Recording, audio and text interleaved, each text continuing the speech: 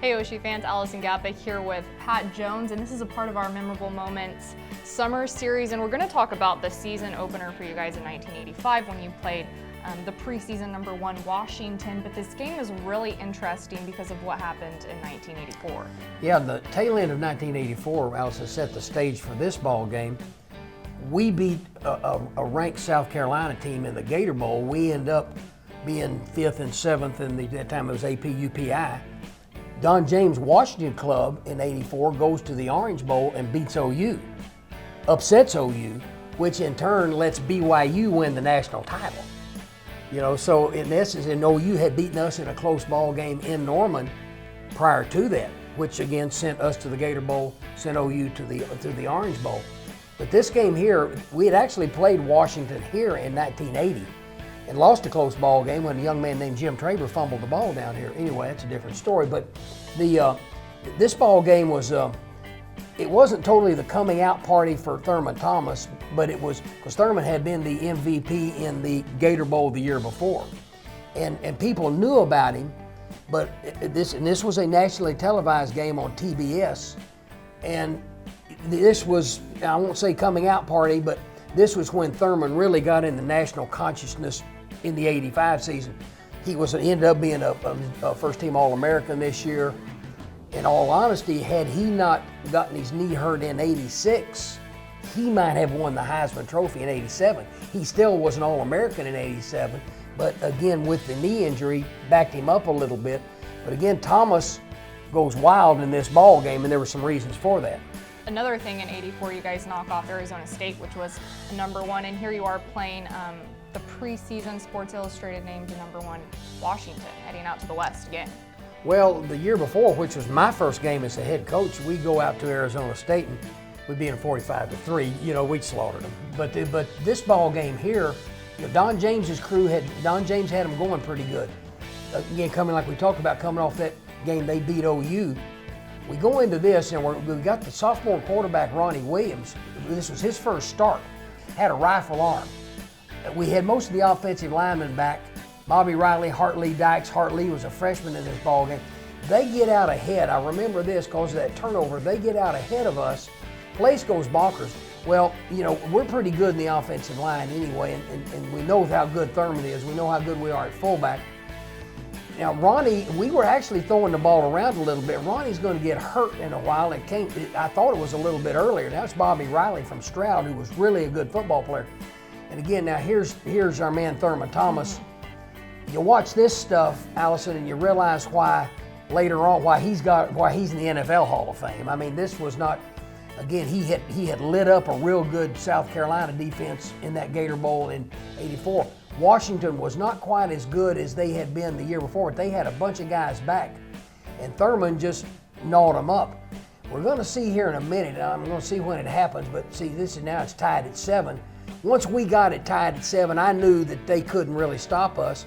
Now here's Ronnie, and again, Ronnie had a cannon for an arm. This is Bobby Riley down the sideline. I'd forgotten we threw it around quite that much earlier on, but you know, Ronnie had a gun. Now, later on the next year, he threw it to the wrong people, and we started playing a freshman quarterback named Gundy.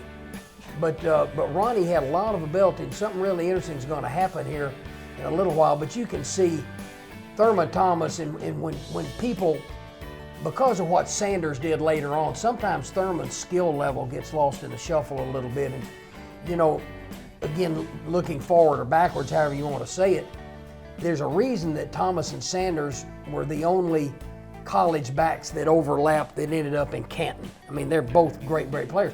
They come back and hit us on another one, and here I'm trying to wonder what's going on now, you know, but I think I know. Now they're ahead, you know, 17-10 at half. I'd forgotten about this.